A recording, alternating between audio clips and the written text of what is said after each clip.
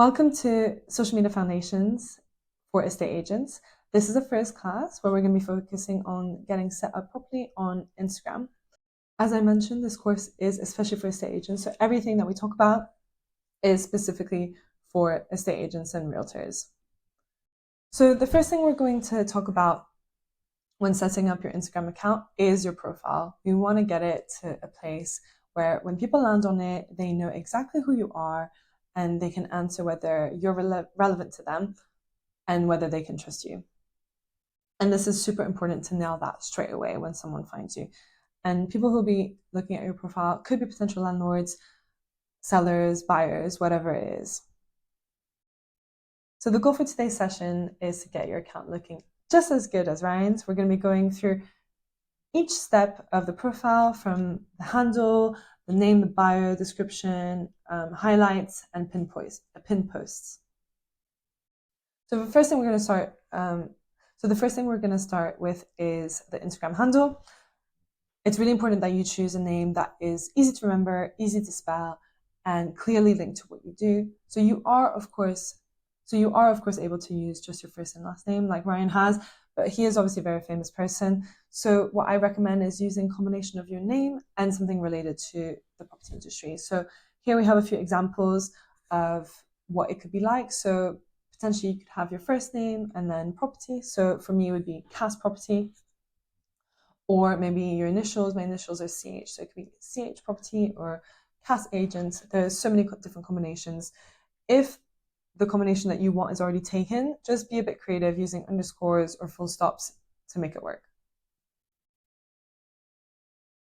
The second thing you absolutely want to nail is your profile picture. Your profile picture is part of your brand, and it is what people are going to see first and foremost. And you want to make sure this profile picture is really great because you're going to be using it across all your social channels.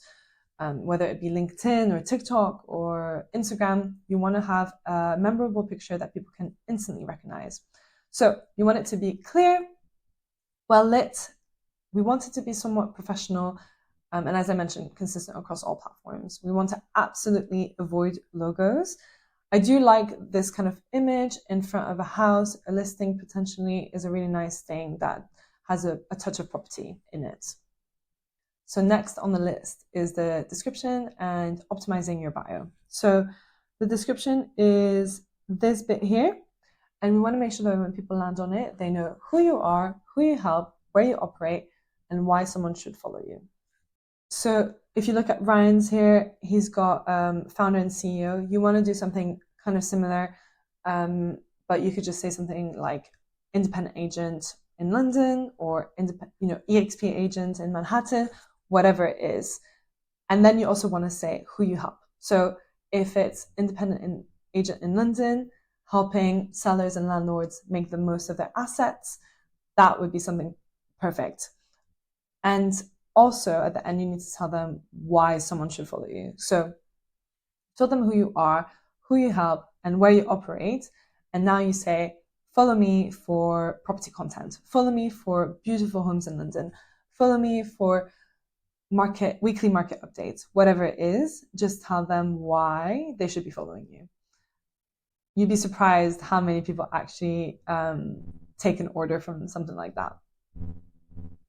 These are just a few examples of some agents that I think are doing a pretty good job in their bios by having a strong, a handle, then a strong name, a very good description with just a fully optimized bio. So you can use this as inspiration. Next is your name. So you wouldn't think that the name would be so searchable, but it is. This can be picked up by search engines like Google and ChatGPT. So it's really important that you put as many keywords as possible in there. So you would want to have your name, but then you want to have your area and who you are, because those are keywords that are going to be able to be picked up. So for Mark has done a good job there. He's got his first and last name, and then he's got West London, which is the area that he covers, and then who he is an estate agent. And these are, keywords that people are going to be searching for. People will be looking for properties in West London or estate agent in West London, and he's more likely to rank higher up for people who are searching those words. Next, we're going to be looking at highlights. So highlights are saved stories on your profile, which are saved in here. So when you post a story, it will go in here, and then it will be, you can save them in here. So you want to create categories that can be repeated and that you can keep saving into. Sorry. Some good examples of highlights are testimonials and reviews, a sales or lettings highlight, and then your area or market updates. Here are some more examples of highlights that you could have. So like live listings, recently sold, some reviews, sneak peek of some properties that might be coming up. And it just helps people to, when they land on your page, they're going to be looking at your highlights and they want to know that things are happening, things are moving, you're an active agent. And I would definitely keep these updated. So nothing older than a year should be on there. Then next on our list is pinned posts and why they matter. So the pinned posts are the 3 top posts on your grid, and they have a very specific role because it's one of the first things that people do is look at the top posts in someone's profile. We recommend having one post which will be a picture or video introducing yourself. So here James has put, Agent of the Year winner, which is amazing for credibility. And then I would pin your best property tour or a listing you're specifically proud of, which I think is what he's done right here. And then you'd want to have a testimonial.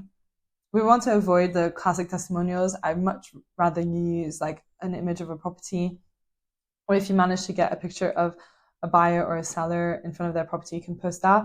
But there are many different ways, and we'll talk about that in another course, but there are many different ways to make testimonials look really good. But I would definitely put one on there because it builds your credibility. Next is contact buttons and conversion paths. So we want to make sure that when people are landing on your page, that they can straight away see how to call you, how to email you, and view your listings on the website straight away. So your website will be here in the link. Make sure you put that in there. People are landing straight onto your properties or wherever you want them to land. And then you want to add a call button and email button. Ryan hasn't done that here, but they would show in here. So make sure that you do add them. You could also have a link tree, which is a link that you would put here instead of your website, and it would be different links to different things. We do talk about link trees in one of our other courses as well. And in terms of the actual account setup, so we do recommend that you use a business account. Creator accounts are more for influencers. So if you're a property professional that's looking to go down the influencer route, then that's great. Definitely stick with a creator account. It will help you grow in that manner. Otherwise, a business account is much more relevant. As an estate agent, you are running a business, and there are a lot of perks that business accounts offer, especially in terms of like insights and growth that you can implement having a business account. So here are the steps on how to do that. You can take a screenshot and make sure that you've got a business account. And yeah, thank you so much for listening. Next, we're going to be talking about how Instagram actually works and going more deep into the algorithm. Looking forward to seeing you there.